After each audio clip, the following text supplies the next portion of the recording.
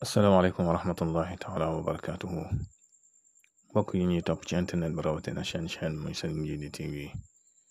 ñu ngi leen di nuyu di leen ziyaara di leen baalaax di leen ñaanal jàmm ak tawfeex ak saadatu daarayni di ko sàkkuwaat ci yéen mbokk yi tey dañ leen indil gént waxtu suba wala waxtu fajar. xam ngeen ne bu ñu nee suba mooy contraire ngoon mooy safaanub ngoon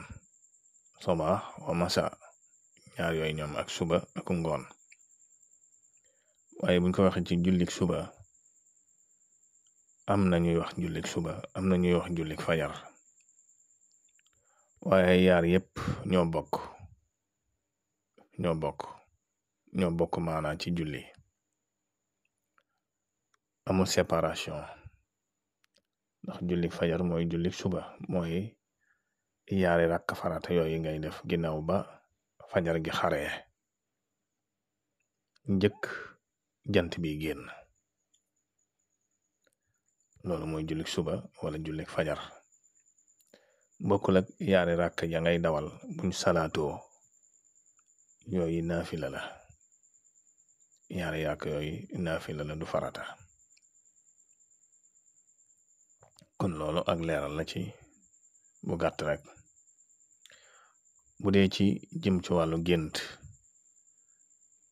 nekk ci fajar wala ngay dox ba yàgg ak fajar jot, loolu ñaar li cëpp nag dana tegtale mbégte, dana tegtale génn ci njàqare, dana tegtale màndargam ijaaba it ci wàll. bu fekk na kuy liggéey tur yàlla la wala ku ne di ñaan aajo wala yitte jum nekk wala xalwa wala ila axiri, gént nekk ci penk teg fajar, loolu màndargam ijaaba la. moo xam da nga gént fajar gi xar wala nga dégg ñuy nodd fajar, yépp mën naa doon màndargam ijaaba ci la nga doon ñaan ak la nga doon sàkku. bu fekkoon na ku jàppale lu mel ni dugal ko kaso mu ne ci lëndëm wala muy dox ba yàgg ak fajar fenk ci gént gi, loolu léegi mu génn ci kaso bi wala léegi tey mu am ci ay bunt ak woyofal ci moom. ba tey bu fekkoon na koo xam ne dafa feebar tawat nekk ci lëndëm ba yàgg fajar gi xar, loolu dana tekki ak wér ci moom, dana tekki tawat juy jeex. ndax xam nga ne tawat yaar la, benn gu jóge ci ak wér wa illaa muy tawat ju metti yàlla noppal la ci jël sa bakkan. yaar yëpp fi mu ne al ifraaj la. bu fekkoon na kon da nga doon ñaanal koo xam ne ku faatu la, ku fi nekkut, wala nga koy génneel sarax wala nga koy defal ay dog yu mel noonu, di ko ñaanal ak jéggal. ndax léeg-léeg ci gént yaakaar naa bari na yi ma ci wax ci ñi nga xam ñoo nekk bar sax, ndax wóor ñu di leen fàtte, te léeg-léeg suñ boroom wan ñu leen seeni mbir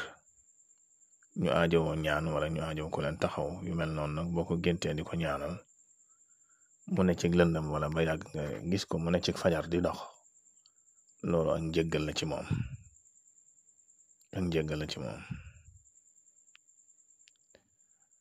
bu doon ku mel ni koo xam ne dangay listixaar lu mel ne sëy wala ñaar yu ànd, nga gént ak fajar xar wala ñuy nodd fajar loolu bu dee ab sëy bu barkeel la ak ànd lay tegtale.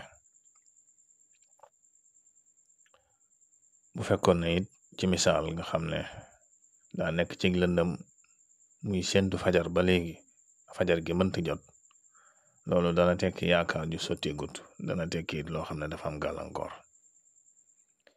bu fekkoon ne ba tey koo xam ne day listixaar lu mel ne kër wala palaas wala xeet yu mel noonu,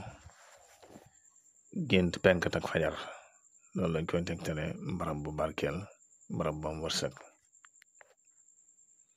ñi nga xam ne dañu am jafe-jafe yeewu fajar nag, maa ngi leen di fàttali tegtal bii nga xam ne moom it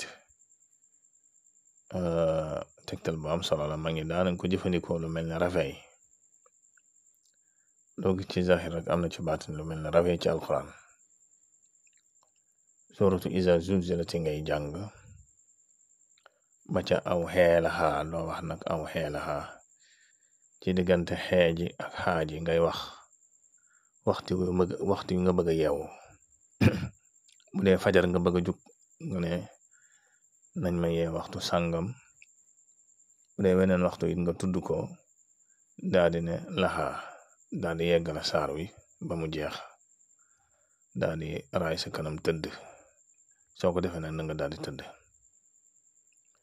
ñaare waxtu waaw bu jotee rek da ngay daldi yeewu spontané wala mu am lu la pëkk-pëkk nga jug ma ngi daanañ ko jëfandikoo lu mel ne réveil kon mbokk yi loolu leen indiloon tey jii ci gént waxtu fajar wala waxtu suba ngeen wéy di abonné ci chaîne bi ak di ko tasaare ndax bokk na ci li koy dundal ak li koy yëkkati wassalaamu aleykum wa rahmatullahi wa barakatuh